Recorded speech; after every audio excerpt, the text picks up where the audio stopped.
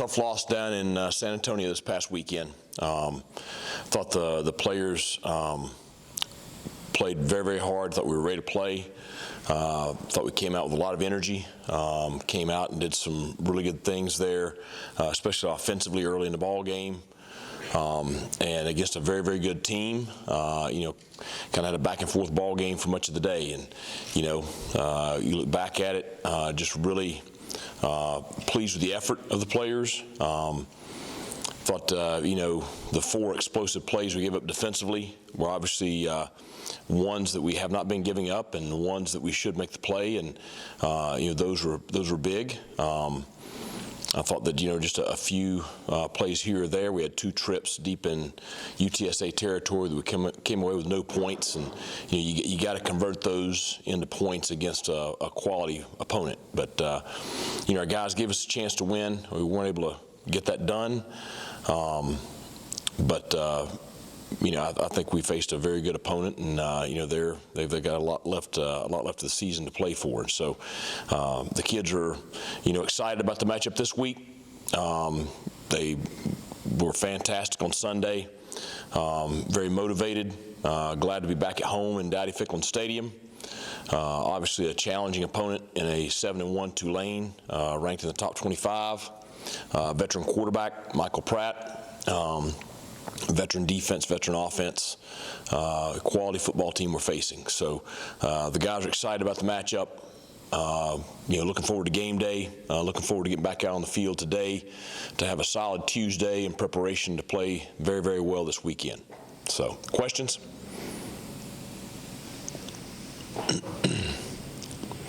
Coach, with obviously the bowl game being off the table at this point, 4 games left, do you treat each one almost like a bowl game in some way, or like what's kind of the message to the team as far as you have 4 games left to make each one count? Well, I think the kids have, we talked about in our leadership council Sunday night. They set the message the same as I do, and it's next game. It's a 1-0 mentality, and that's the only game that you can focus on is the one this week, and they're very dialed in on that, and very encouraged by their attitudes. So excited about the game this weekend. Back here. Coach, when you see your offense make some big plays like they did in this game, obviously it gives you hope that maybe the light's coming on and maybe they can grow from that. Did you see that when you guys got back together, when you guys looked at the tape, that kind of thing? Well, I thought we saw us, gel and play together better this past weekend. Obviously, got some more consistent play from our offensive front. Got some more consistent play from our wide receivers.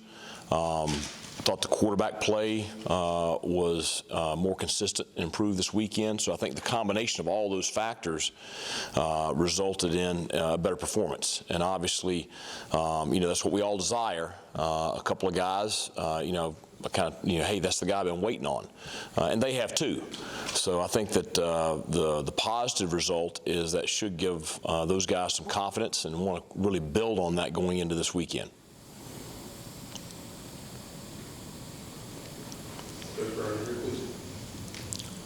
2 years ago, you put up 52 on Tulane and blew them out, and now 2 years later, they're in the top 25. They were going through a 2-win season. Just looking at it, in every situation is different, but looking at that as a coach, is it kind of proves that it doesn't stay tough forever, that ECU can turn it around like Tulane has? Well, every year is a new year, and every team's a new team. There's no doubt about it. The thing is, they had a challenging year 2 years ago, but they had a solid program. We're having a challenging year right now, but we've got a solid program, and we're very close. That's how I look at it, and that's why we stay motivated. You stay motivated by, you look at the way the kids competed and played this past weekend from an effort level. They're very invested in this program. So are the coaches. This is a great place to be. We're excited to be here, and look forward to playing well this weekend, and look forward to getting Pirate football exactly where it needs to be. I preface this with understanding that you want to win every game, but over this next month, does maybe some of that player development kind of take a front seat just with the guys that are going to be here next year and beyond, anything like that? I mean, it's that player development's had a front seat the entire season. I mean, that never stops. The focus for us is to go out and try to get a win this weekend against Tulane. That's the focus. Certainly with, we do have some guys banged up, and so you're obviously going to see some younger guys make their way into the rotation. I think you'll probably see some on special teams at some times, because now we have the ability to give ourselves more depth in the latter part of the season. But the whole focus is how can we help the Pirates have the best chance to win on game day. That's it.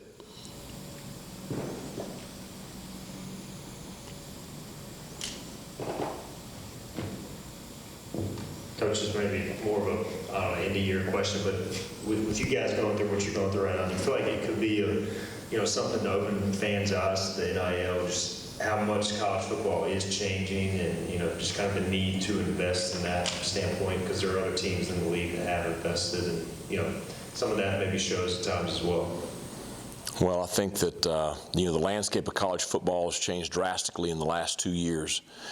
We talked about it this time last year, and I beat that drum pretty loudly at the end of the year last year and all through the winter. The thing is, you do have a lot of teams in this league that have invested heavily, and when I say teams, I mean really the people surrounding those teams have invested heavily in name and image likeness. We're thankful for the name and image likeness endorsements that our student athletes do enjoy here at East Carolina University. Very thankful for Team Boneyard and what they've been able to do. And I would just encourage everyone to take a good look at where support is needed for those student athletes, and to continue to invest in the program. Obviously, it makes a huge difference, and I think that you can probably get some guys to do some research just on the different investment levels of different programs throughout our conference and throughout our division, and see where everything stacks up. Coach, follow-up to that is, how do you juggle that, the need for the NIL funds with the need for the indoor practice facility, and we're in eastern North Carolina, so there's only so much of that? Well, I mean, I think number one, that's probably more of an administration question than a head football coach question. But when you're sitting in my seat, you need both. But at the end of the day, every coach knows you're only as good as your players. And so everything we do is player-centered. When I first got the job, I took a look at everything that touched the players' lives on a daily basis. Nutrition and development was way down.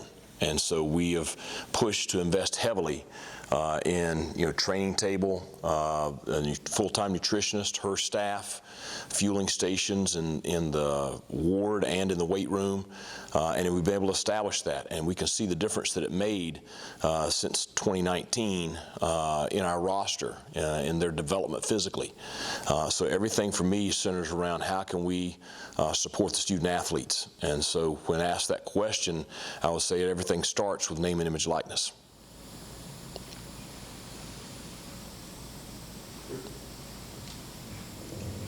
Coach, your team could have easily rolled over after that Charlotte game, but they played with more heart this past game, maybe than they have played all year. That speaks a lot about you and your staff, but also that's something you probably identify in those kids when you're recruiting them. What do you use to kind of identify a kid that's going to play with that much heart and character going against stuff? Well, I think it says a lot about our student athletes. That's what I think it says a lot about. I love this group of kids. They are outstanding, and every single day I get to spend with them is a great day. And we have not gotten the results as far as wins and losses that we wanted this year up to this point. But I am proud of the way they compete. I'm proud of the way they responded on Saturday. We were all very disappointed in the performance against Charlotte. But I think that the way they went out and competed at a high level this past weekend shows just what they're about, and it's what we want to be about. And when you ask about recruiting, we try very hard to recruit student athletes that they match up with us character-wise. They match up with us toughness-wise, work ethic-wise. And when I say us, I mean East Carolina University. There's a certain kind of individual that thrives here at ECU and in this region, and our fan base identifies with. And there are some student athletes that don't. I think we have a collection of guys that our fan base can be proud of just with the way they compete on game days and the way they represent themselves in the community. So I think that the performance this past weekend, I would expect that to be improved this weekend, and that's been my challenge to the coaching staff, and that's been my challenge to the student athletes.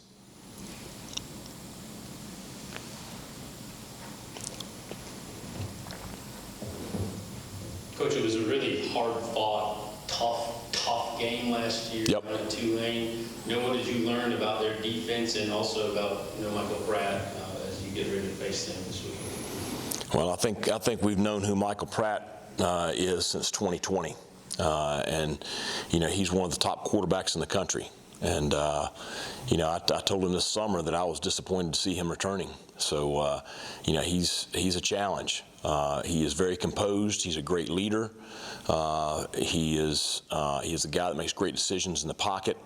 Does a good job making plays with his legs. Throws the ball downfield with accuracy, probably as well as anybody in this league. So we have a challenge against him, and he's surrounded by a very talented group of skill kids, wideouts, tight ends, running backs, and a really, really solid offensive line. So we have a tremendous challenge defensively this week facing the Tulane offense. I think their defense they're a little bit different this year.